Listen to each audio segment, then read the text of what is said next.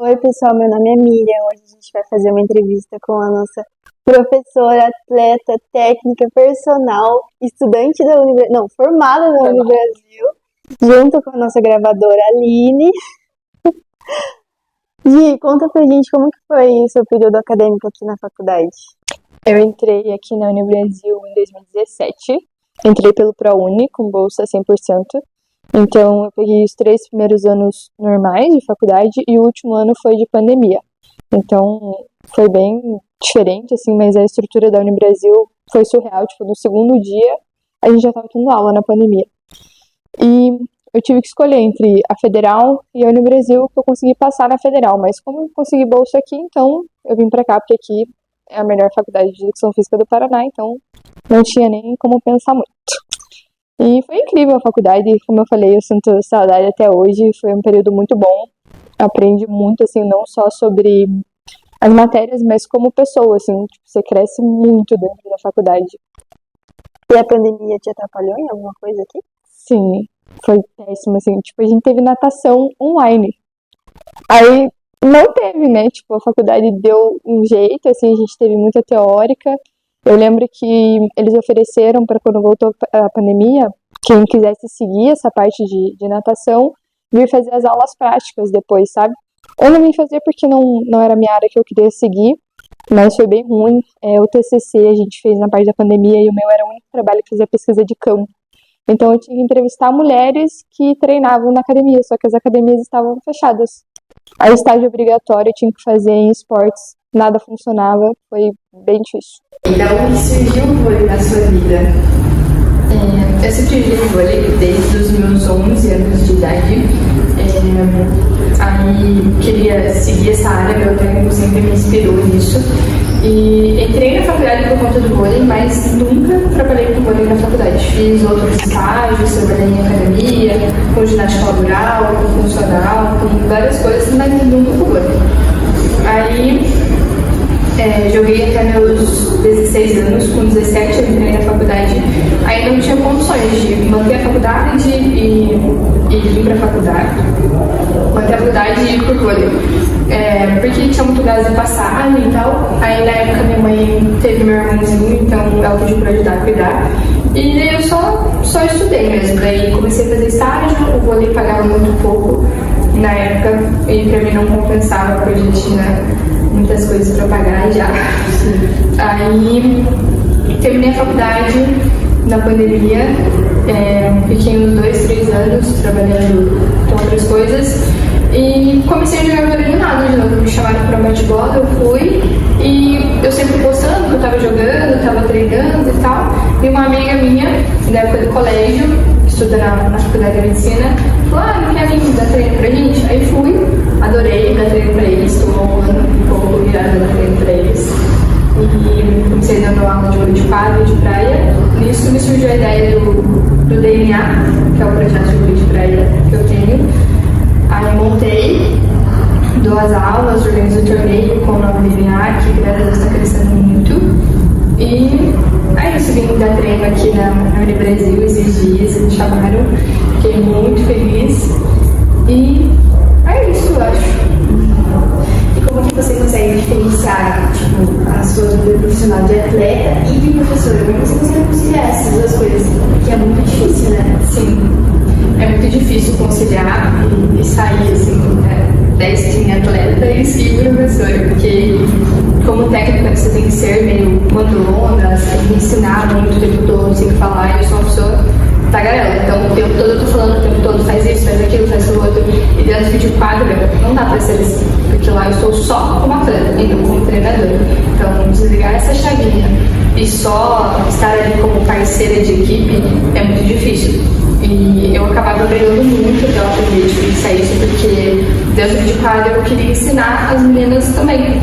E não por eu ser melhor que elas, não era isso, mas porque era meu estilo de ensinar, sempre foi e sempre vai ser. Então, depois que eu comecei a entrar na quadra como atleta, mudou muito. E como depois que eu virei técnica, é muito melhor porque eu consigo entender mais as meninas. Então, antes errava alguma coisa, eu já ficava brava, já brigava e tal. E quem errou não quer errar, simplesmente aconteceu, e assim como eu, ela também, então não faz nem sentido eu ficar brigando desse jeito. Então melhorou muito minha maturidade como pessoa para saber lidar mais com isso. E o vôlei em si, como é um esporte coletivo, melhora muito como pessoa, porque você tem que saber lidar com outras pessoas, tem que ter paciência, tem que saber dividir, tem que saber ajudar de uma forma mais tranquila, assim. Então, e o vôlei é muito psicológico. Então, às vezes você é o melhor do vôlei, mas naquele dia não tá legal. Então, é complicado lidar com tudo, mas tudo dá certo. E qual é o sentimento? Qual é o sentimento que você tem de dar aula para as pessoas? Tipo, é uma coisa que você gosta, né? Então, assim, deve ser um sentimento bom, né? Sim. Eu falo, né, que dar aula pra mim não é trabalho, juro. É aquela frase, né? Trabalho com o que você ama e você nunca precisará trabalhar na vida. Então, pra mim, é muito bom ensinar. Eu gosto muito, me sinto muito feliz fazendo isso. E ver a evolução dos meus alunos é muito legal, assim. Eu comemoro, eu junto, como se eu estivesse ali ganhando também. Então, eu acho que eu prefiro dar treino do que treinar, assim. Então, pra mim, é muito legal. E eu fico mais nervosa quando eu vou atuar como técnica do que quando eu vou jogar. Sim. Porque, como jogadora, é eu e mais 5 dentro do quadro dividindo a responsabilidade. Agora, como técnica, é todo mundo minha responsabilidade. Então, se eles não aprenderem, é culpa minha, ou se eles ganharam, vai ser mérito meu. Então, é uma responsabilidade muito maior. Mas é muito mais gratificante, é muito mais legal, é incrível, juro. E o vôlei de praia? Assim, vôlei de praia e vôlei de quadra você joga, né? Sim. Como você consegue diferenciar as duas coisas também? É difícil, essa parte é difícil. Falando tecnicamente, é difícil porque são regras diferentes. Por exemplo, no vôlei de praia, você não pode recepcionar saque de toque, por exemplo. O toque tem que ser perfeito. E tem que se palmar. Aí no quadro, a bola é mais leve. Então você deve recepcionar de toque, porque senão a palmada a bola voa. Então, essa chave de desligar é muito difícil. E por conta de eu jogar vôlei de praia, acaba fazendo várias funções, né? Atacando, levantando, defendendo, faz tudo. E no vôlei de quadra, você tem que ter uma função específica. Aí no outro time que eu jogava antes, era péssimo, porque daí tudo que faltava eu ia. Aí a gente precisava de levantadora, ia eu. Precisava de ponteira, era eu. Precisava de uma livre, era eu. Aí eu fazia tudo que fazia tudo mal feito, né? Porque não tem como ser bom em tudo. Eu ficava bem chateada, porque foi bem engraçado. A gente foi jogar um torneio e o técnico falou assim: olha, a gente tá em 7 certinho, 8 certinho. Então você vai ficar de reserva porque você não consegue substituir qualquer posição. Eu fiquei muito chateada. Muito, muito, muito. Mas acaba aprendendo a lidar, acaba aprendendo a respeitar mais o técnico, porque outro dia você que tá lá, então você tem que exigir respeito. E por conta de eu ser nova, que eu não na profissão de técnico, eu tenho que ser muito mandona, assim. Então eu tenho que impor muito respeito, ainda mais por ser mulher. Infelizmente a nossa profissão é uma profissão muito machista, então acaba respeitando mais homem, acaba obedecendo mais homem, então você tem que entrar firme, entrar brava, falando assim como técnica. E como que o vôlei mudou a sua vida? Você acha que o vôlei mudou a sua vida? Muito, mudou muito. O vôlei, a parte de treinamento, enfim, é uma parte que dá dinheiro na educação física. E eu tava trabalhando muito em academia. E é muito difícil a parte da academia, é muito saturado já, porque muita gente vai para essa área. E você tem que ter muita paciência na academia, enfim.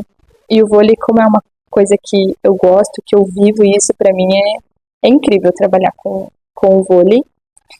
E não tenho palavras assim pra explicar, porque eu sou realizada no que eu faço, de verdade. E quais que são as dificuldades que você tem nesse meio do vôlei, né? A educação física, você tem que ser de tudo um pouco, em qualquer área que você vá.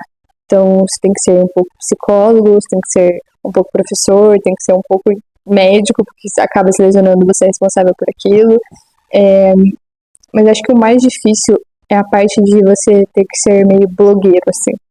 Então, isso, você tem que estar o tempo todo divulgando, você tem que estar o tempo todo mostrando, porque se você não é visto, você não é lembrado. Então, eu só consegui os trabalhos e consigo as aulas de vôlei porque eu fico o tempo todo postando, o tempo todo divulgando. Aí, por exemplo, tô organizando um torneio. Tem que ficar o tempo todo postando, tem que ficar o tempo todo falando com as pessoas. Então, você tem que ter muita paciência para lidar, porque as pessoas fazem perguntas, assim, que você não acredita que fazem. Então, é muita paciência, mas acho que essa parte de ter que ficar o tempo todo falando, o tempo todo mostrando, e querendo ou não, você tem que mostrar meio que um lifestyle, assim. Então, para qualquer um que segue qualquer área da educação física, por mais que às vezes você tenha preguiça de treinar, preguiça de se alimentar bem, infelizmente na nossa área isso é muito visto. Então eu sempre fui da ideia, tipo, você não precisa ter um corpo fisiculturista, mas você tem que vender saúde, que é o que você vende, você tem que vender bem-estar. Então acho que isso é a parte mais difícil, você meio que se obriga a ser assim para vender o seu trabalho, infelizmente. É o que a gente sempre falava, e tinha um professor que falava também que você não vai no dentista porque tem um dente podre. Então você não vai contratar um personal, você não vai ir numa aula de vôlei que a pessoa não joga vôlei, ou você vai contratar um personal que está acima do peso, que não se alimenta bem, que vive uma vida de bebedeira. Então você tem que ser exemplo. E acho que é bem difícil ser isso também. E futuramente, o que você quer pro seu futuro no meio do vôlei? Eu pretendo continuar com o projeto DNA, quero expandir esse projeto e quero ter a parte de iniciação esportiva com as crianças e adolescentes, que eu acho que é muito importante, porque essa geração que está vindo vai ser uma das piores, porque é o tempo todo no celular, na televisão, não se mexe, você não vê criança brincando na rua, como era a minha época, que eu ficava o dia inteiro brincando. Então, quero fazer isso em Colombo, que não tem nenhum lugar que tem aula de vôlei de praia. Estou tentando buscar ajuda da prefeitura, enfim, para conseguir isso, porque é muito difícil.